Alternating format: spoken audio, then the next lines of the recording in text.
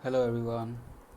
सो इस वीडियो में हम देखेंगे कि नेक्स्ट जेएस में डेटा कैसे फैच करके लाते हैं। ठीक है, तो हमारे पास दो चीज़ें हो सकती हैं, या तो हमारा जो कंपोनेंट है वो एक सर्वर कंपोनेंट हो सकता है या फिर एक क्लाइंट कंपोनेंट हो सकता है। दोनों में ही डेटा फैचिंग का तरीका थोड़ा थोड़ा अलग होता है। तो स्टार्ट करते हैं सबसे पहले सर्वर कंपोनेंट से। सबसे पहले हम करते हैं एक चीज़ कि हम प्रोजेक्ट क्रिएट कर लेते हैं।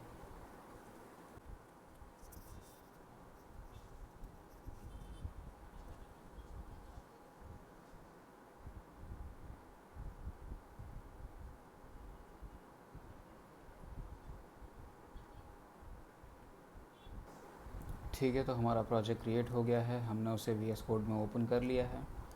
अब क्या करते हैं कि इसे एक बार इसमें हम पैकेजेस इंस्टॉल कर देते हैं एंड देन इसे रन कर लेते हैं।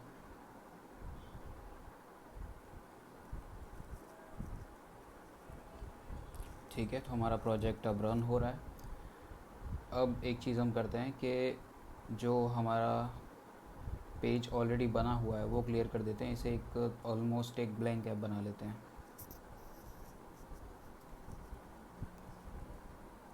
सी एस एस भी हम रिमूव कर देते हैं। ओके, तो अब हमारा ये पेज एक ब्लैंक पेज बन चुका है। अब हम सबसे पहले चेकआउट करेंगे कि एक सर्वर कंपोनेंट में डेटा कैसे फैच करके लाते हैं।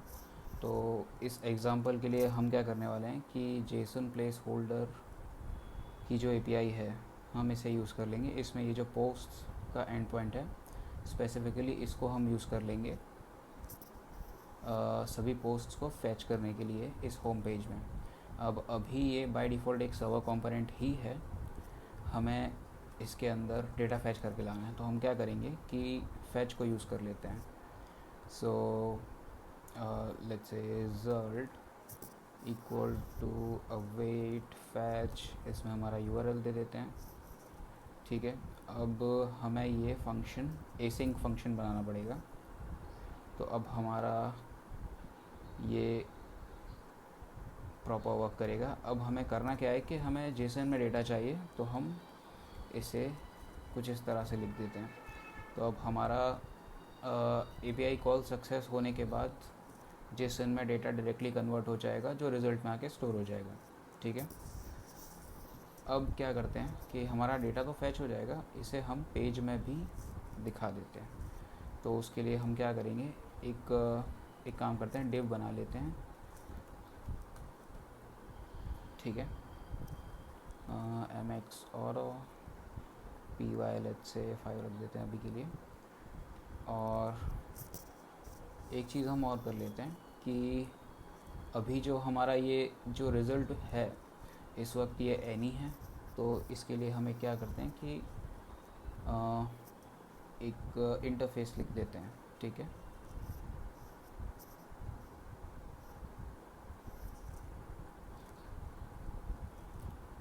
Interface post dot T S. तो मैं जनरेट कर लेता हूँ इस एक्सटेंशन को यूज़ करके, और अब इसे नेम दे देते हैं पोस्ट। एक्सपोर्ट कर देते हैं और अब हमारा इंटरफेस रेडी है। तो यहाँ पे हम टाइप दे देते हैं पोस्ट एरे। ठीक है, अब एक चीज़ करते हैं। ओके, तो कोपायलट ने गिटहब कोपायलट ने एक अच्छा खासा सजेशन दे ही दिया बेसिक चीज़ों के लिए। तो अब एक बार इसे रिफ़्रेश करते हैं। तो यहाँ पे आप देख पा रहे हैं जो हमारी पोस्ट हैं वो सारी की सारी आ गई हैं। टाइटल, बॉडी, सभी पोस्ट के आ गए हैं। ठीक है, नेटवर्क पैनल में देखेंगे, रिफ़्रेश करते हैं और ये हमारा सर्वर से ही सारा जनरेट होके आ रहा है अब। ठीक है, ठीक है, तो कुछ इस तरह से हम डेटा फैच करते हैं एक सर्वर कंपोनेंट के अंदर। ठीक है, अब हम चेकआउट करते हैं कि क्लाइंट कंपोनेंट में कैसे फैच करना है। तो इससे पहले हम एक क्लाइंट कंपोनेंट बना लेते हैं। क्लाइंट कंपोनेंट में एसिंक सपोर्टेड नहीं है, तो हम जिस तरह से अभी तक फैच कर रहे थे उस तरह से तो नहीं कर सकते। तो एक चीज़ करते हैं कि हम एक फंक्शन क्रिएट कर लेते हैं। जनरली हम ये किसी एक अलग फ़ाइल में करते हैं, बट फॉर द सिंप्लिसिटी मैं ये फंक्शन इसी फाइल के अंदर लिख देता हूँ। तो let's call it get posts, और हमारा ये कोड यहाँ से हम कट करके यहाँ लिख देते हैं। ठीक है,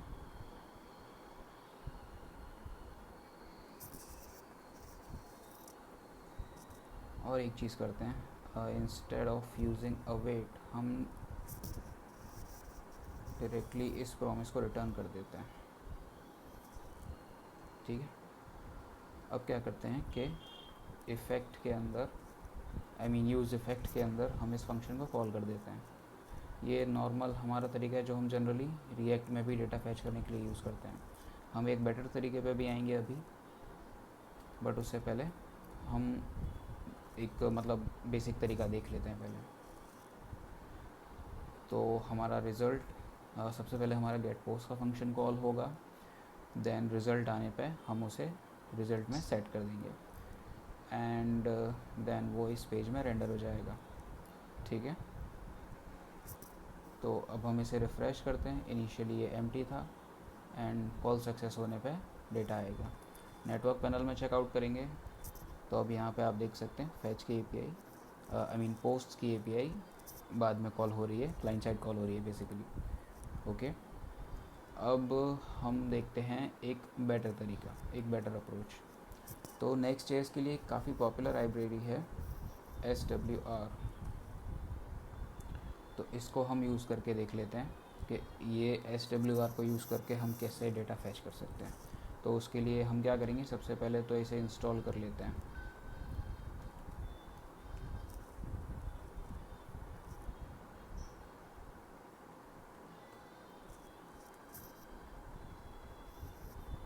ठीक है, तो लाइब्रेरी इंस्टॉल हो गई है। अब इसके डॉक्यूमेंट के अकॉर्डिंग हमें करना ये है कि एक फैचर लिखना है।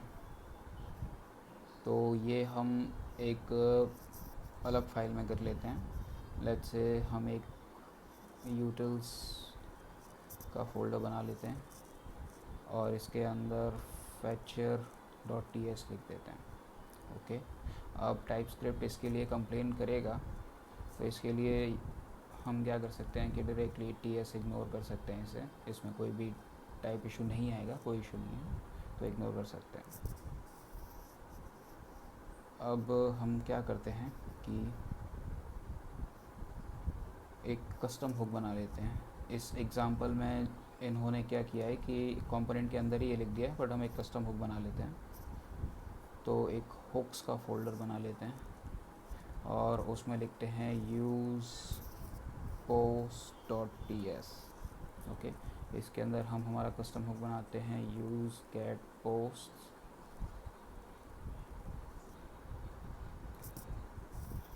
ओके, इंपोर्ट कर लेते हैं SWR को और यहाँ पे हम दे देते हैं हमारा URL।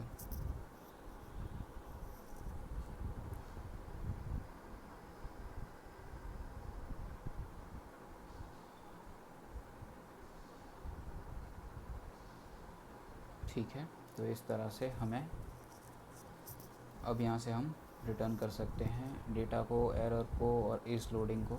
इसमें हमें इस वैलिडेटिंग एंड म्यूटेट भी मिल जाता है।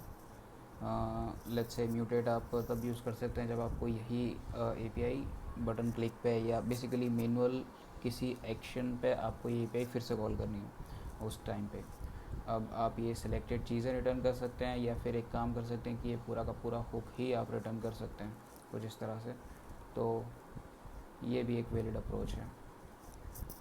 ठीक है, इसे हम कर देते हैं एक्सपोर्ट, और अब इस हुक को हम यूज़ करके देख लेते हैं। गेट पोस्ट हम यहाँ से रिमूव कर देते हैं, एंड यहाँ से भी इफ़ेक्ट में से भी हटा देते हैं।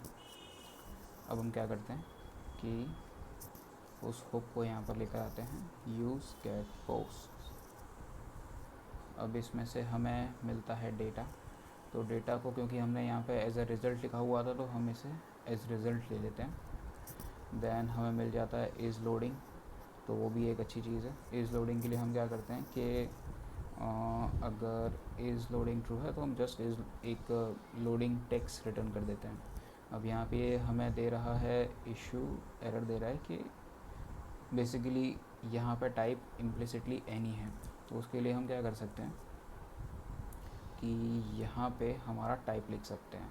तो हमें रिटर्न में मिलने वाला है पोस्ट का एरे, तो वो ठीक है। अब ये एरर थ्रो कर रहा है कि ये पॉसिबली अनडिफाइन हो सकता है। बिल्कुल ये अनडिफाइन हो सकता है, तो इसके लिए हम एक क्वेश्चन मार्क डाल देते हैं एंड डन। अब हम यहाँ पे चेकआउट करेंगे। ओके, हमने सर्वर क्लोज कर दिया था, स्टार्ट कर लेते हैं। ठीक है, server up and running. Refresh करते हैं and Fechner is not defined. Okay, वो इसलिए क्योंकि हमने फैचर को इंपोर्ट ही नहीं किया है, तो फैचर को हमें यहाँ से पहले एक्सपोर्ट भी करना पड़ेगा। एक काम करते हैं, इसे डिफ़ॉल्ट एक्सपोर्ट कर देते हैं। ठीक है, एंड अब हम इस फैचर को इंपोर्ट कर लेते हैं। ओके, एंड अब रिफ़्रेश करते हैं तो अब हमारा डेटा भी आ रहा है। रिफ़्रेश किया, जब लोडिंग इज़ लोडिंग ट्रू होगा तब लोडिंग लिखाएगा एंड डेटा आते ही हमारे पास ये डेटा आ जाएगा। अब ये SWR यूज़ करने का बेनिफिट ये है कि ये हमें कैशिंग प्रोवाइड कर देता है, जो कि काफ़ी एक तरीके से परफॉर्मेंस को ऑप्टिमाइज़ कर देता है। देन इसमें SWR का मतलब बेसिकली है स्टेल वाइल रीवैलिडेट। तो बेसिकली जब तक नया डेटा आएगा तब तक आपके कैश में जो पड़ा हुआ डेटा है, ये वो डेटा आपको यहाँ पे शो कर देगा। जैसा कि वर्सल पे होता है जनरली, आप अगर वर्सल का डैशबोर्ड ओपन करोगे या इन शॉर्ट वर्सल का कोई भी आप पेज ओपन करोगे, तो लेट्स से आपने डैशबोर्ड ओपन किया हुआ है एंड वहाँ पे आप कोई एक्शन परफॉर्म करते हो, तो आपको जब नया डेटा आ रहा होता है तब तक अगर आपके कैश में ऑलरेडी कोई डेटा पड़ा हुआ है वर्सल पे, तो वर्सल डैशबोर्ड उस टाइम में आपको, मतलब जब तक डेटा आ रहा है तब तक वो आपको कैश किया हुआ डेटा दिखाएगा एंड नया डेटा आते ही वो अपडेट कर देगा। ओके, तो ये एक बेसिक आइडिया है डेटा फैच करने का नेक्स्ट जेएस में। ओके, सो या थैंक यू सो मच।